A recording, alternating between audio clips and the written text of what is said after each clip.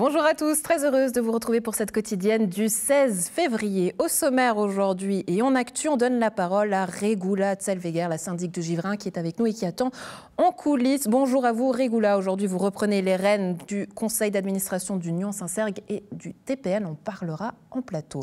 En sport, le manque de neige aura eu raison du snowcross de Saint-Cergue qui doit une nouvelle fois tirer la prise. On en parle avec vous, Samantha Giron. Bonjour à vous, merci beaucoup d'être sur ce plateau. Vous êtes la présidente du club. Enfin, en culture, on chantera du Johnny, toute la musique qu'on aime. Merci Johnny, on ira jusqu'à la Tour de Trême pour le spectacle qui se jouera le 3 mars en votre compagnie. Laurent Quinche et Fabrice Fleury. Merci beaucoup à vous deux d'être avec nous. Et puis, je propose qu'on commence en musique. Regula Zellweger a choisi la chanson Allumer le feu de Johnny. Fabrice, je vous en prie, on l'a fait en chantant. Une entrée musicale, Regula, je vous en prie, venez me rejoindre en plateau. Allumer le feu, allumer le feu et faire danser les diables et les dieux. Quelle entrée, Regula. Vous aviez imaginé faire une entrée pareille ? Absolument pas. Bonjour Andrea. Bonjour. Magnifique, merci beaucoup. Bienvenue sur ce plateau. Merci beaucoup d'être avec nous. Je l'ai dit, vous êtes la syndic de Givrin et vous reprenez aujourd'hui le conseil d'administration du Nyon Saint-Cergue et des TPN après la démission d'Antonio Bilardo. À vos côtés, Emmanuel Laurent qui a repris également ses fonctions de directeur général au 1er février. Le moins que l'on puisse dire, Regula Zellweger, c'est que l'entreprise a traversé une période difficile. Oui, quelques turbulences, mais on sait que les turbulences sont là, vont s'arrêter aussi à un moment ou à un autre. Maintenant, il s'agit de tirer les bonnes leçons et d'avancer, de regarder un avenir qui est brillant. Oui, on va regarder ensemble vers cet avenir-là, mais on aimerait tout de même comprendre. C'est vrai qu'il y a eu plusieurs départs, ces démissions nombreuses, on peut les citer, hein, Antonio Bilardo, mais également Didier Rey, directeur ad interim, qui avait lui-même démissionné puis était revenu. Qu'est-ce qui se passe au sein du Nyon Saint-Cergue et des TPN? Est-ce qu'il y a une mauvaise ambiance? Il n'y a absolument pas une mauvaise ambiance, ça c'est clair. Nous avons la chance d'avoir des collaborateurs et des collaboratrices qui font un travail extraordinaire. Ce n'est pas pour rien que l'entreprise Nyon Saint-Cergue a été nommée première transport public suisse pour sa qualité à la clientèle. Le TPN, le transport public nyonnais, donc les bus, premier transport public roman pour sa ponctualité. Donc l'entreprise va très très bien. Donc l'efficience de l'entreprise est garantie, mais en termes de ressources humaines, d'administration, pourquoi ces va-et-vient? C'est difficile de revenir en arrière et puis ce n'est pas le moment de faire le procès de qui que ce soit. C'est vrai, les administrateurs et administratrices du Nyon Saint-Cergue se sont rendus compte le jour où M. Didier Rey, directeur ad interim, à ce moment-là, a démissionné avec effet immédiat, qu'il y avait des informations qui manquaient aux administrateurs. Et puis de ce fait, là après, il fallait dérouler le tapis, analyser et aller de l'avant. Ouais, sans tirer à boulet rouge, hein, le but n'est pas de trouver ici des responsables, mais on peut comprendre la difficulté. Hein, c'est finalement deux entreprises, le Nyon Saint-Cergue et les TPN. Il faut aujourd'hui qu'elles puissent communiquer entre les deux. C'est ce qu'il va falloir travailler, pouvoir coordonner, avoir une meilleure communication de ces deux entités finalement. C'est absolument le but. Le but, c'est aussi de fusionner les deux sociétés. C'est sur le plan. Je suis de bon espoir que d'ici la fin de l'année, on va trouver une solution. Une bonne partie du travail a déjà été fait. Oui, évidemment. Quand on sort d'une zone de turbulence, il faut se calmer, il faut respirer et puis aller de manière pragmatique de l'avant. Mais pour qu'on puisse comprendre le fonctionnement aujourd'hui, qui détient qui? Qui détient qui? Alors évidemment, il y a le conseil d'administration qui a le rôle stratégique. Où est-ce qu'on va aller? Comment l'entreprise devra avoir, de quoi elle devra avoir l'air dans tant d'années. Puis il y a le côté pratique, le côté du directeur et des employeurs qui amènent l'entreprise au niveau pratique dans ses résultats. Pour l'instant, et pardonnez-moi si je dis une bêtise, corrigez-moi, en tout cas, on a l'impression que c'est plutôt le Nyon Saint-Cergue qui tire les TPN. Le Nyon Saint-Cergue, c'est l'entreprise qui a l'argent et puis les TPN, c'est l'entreprise fille, si on peut dire, du Nyon Saint-Cergue. Ouais. Est-ce qu'il ne faudrait pas aujourd'hui une égalité entre les deux pour que tout puisse bien fonctionner, à votre avis? C'est le but de la fusion. Ouais. Voilà, qui est si clairement dit et de manière synthétique. On apprécie cet esprit de synthèse, Regula Zellweger. On va reprendre par rapport à vos fonctions. Vous avez assuré 3 semaines d'intérim au titre de vice-présidente. Aujourd'hui, vous avez été élue après une assemblée générale. Je l'ai dit, vous êtes également syndic de Givrin. Comment souhaitez-vous aujourd'hui manager ces deux entreprises et quelle sera la patte et la touche Regula Zellweger? La patte et la touche, c'est la patte... peut-être un peu plus féminine, un peu plus pragmatique. Je ne dis pas que les hommes ne sont pas pragmatiques, au contraire. C'est un changement tout de même, parce que c'est vrai que c'était des directeurs, c'était des hommes. Ça peut apporter une différence? J'en sais rien. Je crois qu'on est en 2023, que ce soit homme ou femme, la question ne devrait plus se poser. C'est la disponibilité et les compétences qui devraient juger sur la personne à quel poste elle doit siéger. Ouais. La patte, pour y revenir, la touche Regula Zellweger, ce sera laquelle? La patte, c'est de rassembler l'entreprise, de donner une entité. L'Union Saint-Sergue a déjà une image très très forte. Hein. C'est pas seulement, on ne transporte pas seulement des gens qui vont au travail, des étudiants qui vont à l'université, des écoliers. On transporte une histoire, une culture ferroviaire. Et c'est cette image-là que j'aimerais davantage mettre en avant. C'est toute une région, c'est pas juste de Niant à la Cure que nous parlons. On parle toute une région, on raconte des histoires, on parle de rêves. Oui. Plusieurs rêves, c'est également ce dépôt. Où est-ce qu'on en est dans la construction de ce chantier-là? Oh, excellente question. Évidemment, on aimerait pouvoir dire que d'ici la fin de l'année, tout est fini. Ce ne sera probablement pas le cas, mais ça, à nouveau, c'est le volet opérationnel qui nous le dira. Ce n'est pas mon domaine direct, mais ça va être un bond énorme et encore une histoire à raconter. Le dépôt actuel au Planta, qui a été construit en 1916, donc plus de 100 ans. Ça va être un bond d'un siècle d'histoire et encore une fois de qualité de travail pour nos employés qui sera extraordinaire. Oui, c'est vrai que c'est une belle histoire et pourtant ça semble un peu mal parti. Hein. On a entendu qu'il y avait des fuites d'eau, pas mal de problèmes d'isolation. Est-ce que là, cette belle histoire, elle pourra se construire en l'état actuel? Où est-ce que ça en est par rapport à ces soucis-là? À l'heure actuelle, tout ce que je sais, que ces soucis sont maîtrisés. Et puis maintenant, on attend le résultat final et on se réjouit de l'inauguration. Et on se tient les pouces d'ici la fin de l'année. Ouais. Est-ce qu'on a déjà justement une date en termes de calendrier? C'est prévu pour quand cette inauguration?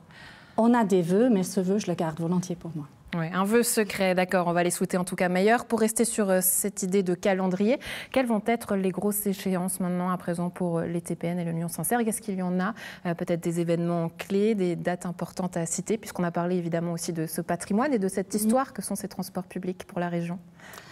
Des dates précises, non. On a pas mal de projets qui sont en route. Alors, d'abord, tout ce qui est travaux réguliers, des chemins de fer, les rails, il faut les entretenir régulièrement si on ne veut pas se trouver d'un coup avec des trous sous les voies, comme on a vécu ailleurs. La réfection des gares. L'Union Saint-Sergue va commencer avec la réfection de la gare de Genolier pour adapter toute la gare pour les personnes avec des soucis de handicap, avec des passages sous voie, et après toutes les autres gares sur la lignée dans la même optique. Regula Zellweger, merci beaucoup d'avoir été en notre compagnie. Très belle journée à vous, à bientôt. Merci, à tout bientôt. Au revoir. On ouvre à présent une page de sport avec vous, Samantha Giron, qui a choisi la chanson Requiem pour tous de Johnny Hallyday. Je vous en prie en chanson, s'il vous plaît. Je vous préviens, n'approchez pas, que vous soyez flic ou badaud. Je tue celui qui fait un pas. Oh, je ne ferai pas de cadeau. Notre Johnny à nous. Merci Fabrice, à tout à l'heure. Samantha, c'est bien fait? C'est très bien fait, donc voilà. Pourquoi elle vous plaît cette chanson? Alors ça a été sur le vif, c'est-à-dire que tu as posé la question avant et je me suis dit, moi ce qui revient le plus c'est celle-là, c'est celle que j'aime bien parce que je trouve que la qualité de voix est vraiment magnifique. Et puis là c'était parfait. Très bien, bon, avec vous on va parler du snowcross de Saint-Sergue qui malheureusement tire à nouveau un trait pour la 4e année consécutive. Et donc sa fête du snowcross, c'est sa compétition de motoneige qui ne peut pas avoir lieu, manque de neige, j'imagine. Beaucoup de déceptions, Samantha. Oui, beaucoup de déceptions. Donc là, c'est vrai que après 2 grosses années Covid, on était un peu démoralisés. Puis j'ai repris les rênes de la présidence. Et c'était un championnat qui était très bien parti, où de base, j'avais, je crois, 3 week-ends disponibles dans la saison entre mi-janvier et fin mars. Et puis c'est vrai que là, les week-ends s'annulent les uns après les autres pour manque de neige. Et voilà, donc sans cet or blanc, c'est sûr qu'en fait, on ne peut pas faire notre sport. Surtout que pour une course de motoneige, il faut beaucoup de neige. Oui, beaucoup de neige. Je crois qu'il vous manque environ 50 cm sur toute la piste. Ouais. Ouais. On va en parler d'ici quelques instants. J'aimerais revenir sur votre fonction, puisque vous avez parlé de l'aspect compétitif, mais également de votre rôle de présidente. J'imagine que ça a chamboulé pas mal de choses. Qu'est-ce que ça implique, ce rôle-là? C'est combien d'heures de travail pour qu'on ait un ordre d'idée aussi sur le temps qu'il a fallu pour préparer cette compétition qui, malheureusement, n'a pas lieu? Ça implique également toute une trentaine de coureurs qui étaient attendus à Saint-Cergue, donc quand même une grosse manifestation. Ça implique quoi dans la durée de travail en tant que présidente? Alors ça implique beaucoup de temps, c'est-à-dire qu'on a quand même des jours qui sont bloqués. Ça commence aux alentours d'octobre, novembre, quand il y a déjà en fait l'organisation qui se fait au niveau du snowcross. Donc où on va avec la FMS, donc Fédération Moto Suisse, voir qui va prendre quelle course. Donc c'est vrai que là c'est un peu, moi j'aimerais faire cette date, moi j'aimerais faire cette date. Et c'est vrai que ce snowcross est un peu mal parti parce qu'on le voulait aux alentours du 4 mars et la date était prise par l'Italie, par une manche en Italie du championnat Europe centrale et on a dû se rabattre donc, sur le 18 février. Donc déjà, le jour de cette manifestation, on a été un peu débordés parce qu'on s'est dit c'est bon, on a le temps, c'est en mars, pas de souci. Et là, en fait, on s'est retrouvés avec presque 2 semaines de retard. Mais ce retard, il est dû à quoi? C'est-à-dire que dans le reste de l'Europe, on se pose aussi des soucis, notamment concernant l'environnement et ce manque de neige. On voit qu'aujourd'hui, le snowcross devient difficile, la motoneige devient difficile parce qu'il y a un manque de neige partout. On re-questionne la discipline peut-être? Alors, oui et non. C'est-à-dire que premièrement, il faut de la neige. Deuxièmement, il faut aussi l'organisateur. C'est-à-dire l'organisateur, c'est quand même un gros événement à organiser. On a les services de l'État à contacter, les communes, faire que tout soit en règle. Donc ça prend quand même pas mal de temps. Sans oublier l'aspect sponsoring aussi, parce que une course coûte quand même un peu d'argent. Donc il faut qu'on puisse avoir des sponsors derrière pour faire cet événement. Et c'est vrai que là, ça en devient compliqué. Et là, c'est vrai qu'en ce début de championnat, on a eu encore quelques couacs qui fait que les années qui vont suivre vont au niveau snowcross être un peu plus dures en Europe centrale. Oui, on sait que pour vous, c'est une passion. Hein. Vous avez toujours rêvé de faire ça et vous le faites avec le cœur. Est-ce qu'aujourd'hui, vous craignez pour la suite justement de cette passion-là? Alors, un petit peu. Après, c'est vrai que là, je suis plus en plus en train de réfléchir à programmer un voyage au niveau des pays nordiques pour faire quelques courses dans Suède ou Norvège, Finlande, pour déjà être sûr de faire une course, pour pouvoir faire de la motoneige, et aussi pour voir d'autres horizons. C'est-à-dire de voir comment eux, ils gèrent le snowcross. C'est vrai que moi, j'ai qu'une vision un peu nationale, et je trouve qu'on a toujours plus à apprendre. Ouais, c'est quoi les visions qui vous intéressent justement peut-être en matière de compétition? Je sais qu'il y a des choses différentes qui se font. À Saint-Cergue, c'est un départ qui est groupé, très nombreux. Ailleurs, ça se fait autrement justement.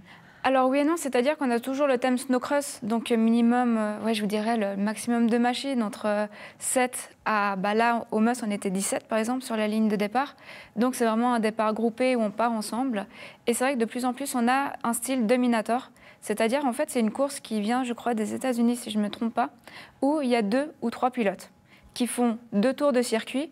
Et c'est en fait sur ces 2 ou 3 tours de circuit qui est défini. Donc le gagnant, donc après, c'est vraiment un championnat de toi, tu gagnes, tu es qualifié, tu continues ta course. Toi, tu perds, malheureusement, tu t'arrêtes. Et c'est vrai que ça, on en voit de plus en plus. C'est en fait beaucoup plus spectaculaire qu'un simple snowcross où des fois, on joue en fait au chat et à la souris. Ouais, une autre manière aujourd'hui d'aborder cette compétition. Vous nous parliez tout à l'heure de votre rêve d'aller en Suède, mais il y a ces prochaines 3 manches qui auront lieu, notamment les championnats d'Europe, qui vont encore à l'agenda, notamment en Autriche et en Italie. Est-ce que vous y serez? Oui, alors on a de la chance. La semaine prochaine, la course a été confirmée en Autriche, donc la suite du championnat va se dérouler là-bas pour moi. Ouais, ça représente quoi? Parce que du coup, manque de neige, on pourrait se dire que vous n'avez pas l'opportunité, ou en tout cas la possibilité de vous entraîner, par exemple. Ça veut dire que peut-être en matière de compétition, vous craignez un peu plus parce que vous ne pouvez pas profiter justement de la moto? Oui et non. Après, disons qu'on est un peu tous dans le même stade. C'est-à-dire que là, au niveau suisse, on est un peu tous dans le style à plutôt lustrer sa motoneige plutôt que de faire de la motoneige. Donc après, moi j'y vais surtout pour me faire plaisir, sans pression. Et puis, si je gagne, c'est encore mieux, on va dire ça comme ça. Ouais. On se réjouit en tout cas d'avoir de vos nouvelles, que vous nous rameniez une médaille. Et puis, on se réjouit de voir ces belles vidéos, Samantha Giron. Merci beaucoup d'avoir été avec nous. Excellente journée à vous. Merci à vous. Bonne journée. Au revoir. Allez, on termine l'émission en chanson, vous le savez. Merci Johnny, je vous en prie, venez me rejoindre Fabrice Laurent. En chanson peut-être même si vous voulez Fabrice. Gabriel, tu brûles mon esprit, ton amour étrangle ma vie. Et l'enfer devient comme un espoir, car dans tes mains je meurs chaque soir. Fabrice Laurent, merci beaucoup d'être avec nous. Je suis ravie de vous avoir sur ce plateau. Laurent, Fabrice ne s'arrête jamais de chanter, j'imagine. Alors je dors pas avec. En tout cas, on le voit souvent chanter. Ouais, on le voit souvent chanter et j'imagine que vous l'entendez beaucoup chanter du Johnny Hallyday puisque vous serez sur scène avec ce spectacle Merci Johnny le vendredi 3 mars à la salle de la Tour de Trême. Un spectacle qui a pourtant déjà été sur scène. Comment est-ce qu'il est né ? Alors, il est né en 2018, juste après le départ de Johnny. Et puis c'est parti sur... mon ami voulait absolument me le faire rencontrer un jour. Et puis, malheureusement, ça ne s'est pas fait. Et puis, je le chantais régulièrement. Et puis, elle m'a dit, peut-être que tu devrais en faire un spectacle. Et puis, voilà. Mais vous êtes un fan de Johnny ? Fan de Johnny, surtout fan de son répertoire, de sa voix, de sa puissance, des musiques, de rock, les chansons, des magnifiques chansons douces et d'amour qui font partie de son répertoire. Et c'est ce qui me donne l'envie de le chanter, quoi. Ouais, l'envie d'avoir envie. Moi, j'ai envie de faire à chaque mot une chanson. Hein. Bon, ma mère me disait, Andrea, s'il y a bien une chose que Dieu ne t'a pas donnée, c'est la voix. Donc, je vais éviter ça à tout le monde. Laurent, plus sérieusement, on sait que vous êtes aussi un amateur, un passionné de musique. Vous avez ce fameux magasin de musique à Gland. Vous avez également fait partie du groupe Tweak, mais je ne savais pas que vous étiez un fan de Johnny. Alors moi, sincèrement, si on m'avait dit il y a 5 ans que je ferais du Johnny, j'aurais jamais cru, effectivement. Mais c'est en faisant du théâtre, en fait, que Yvan Pinard, qui est le technicien lumière et son, c'est quelqu'un que je connais très bien depuis bien des années, qui habite Rolle. Et c'est lui qui m'a proposé, en fait, ceci il y a maintenant, ça va faire une année. Et puis, voilà, je lui ai dit, écoute, je pense que de toute façon, Johnny, qu'on aime ou qu'on n'aime pas, vous attaquez un monstre, donc il faut que la voix suive. Donc, fais-moi écouter vraiment le projet et la voix. Et quand j'ai entendu la voix à Fabrice, j'étais c'est bon. Je signe. La voix et les instruments. C'est vrai que c'est une grosse folie sur scène. Vous êtes plus de 15 musiciens, dont plusieurs sont de la région. Musicalement, justement, qu'est-ce que vous avez découvert en interprétant le répertoire de Johnny ? Une harmonie, en tout cas, et des compositions qui sont juste... quand on fait un focus dessus, c'est vraiment magnifique. Et on se rend compte qu'il a fait... C'est tube sur tube sur tube sur tube. Il a fait que ça, quoi. C'est un truc de fou. Ouais. Et ce qui m'a bien aussi branché dans le choix, en fait, la sélection, c'est que Fabrice aime beaucoup Johnny et tout son répertoire, et puis il va nous dire, le pénitencier, par exemple, j'aimerais qu'on refasse la version qu'il a faite à ses 50 ans sous la Tour Eiffel, par exemple. C'est cette version-là qu'on va faire, et puis voilà, nous après on lui met un peu notre patte. Mais c'est intéressant, cool, c'est-à-dire qu'à chaque chanson, sa version aussi. Oui, on essaye toujours de reproduire au plus près, en fait, de ce qu'il a fait, puis de recréer aussi un peu le climat sur scène avec les musiciens, les choristes, les cuivres, cette ambiance qu'il avait sur ces grandes salles. Ouais. Bon, on va faire sonner la musique justement parce qu'on a quelques images, on va en profiter en chanson.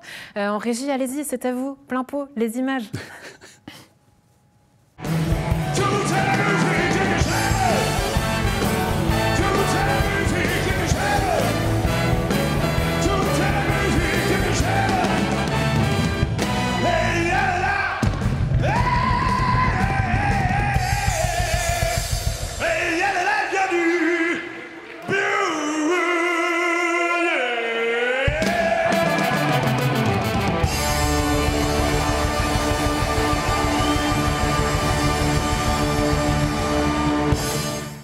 C'est vrai, qu'on aime ou qu'on n'aime pas, ça donne envie. Un sacré challenge. Fabrice, vous vous attachez à reproduire exactement au millimètre près, à reprendre fidèlement le répertoire de Johnny Hallyday. Pourquoi ?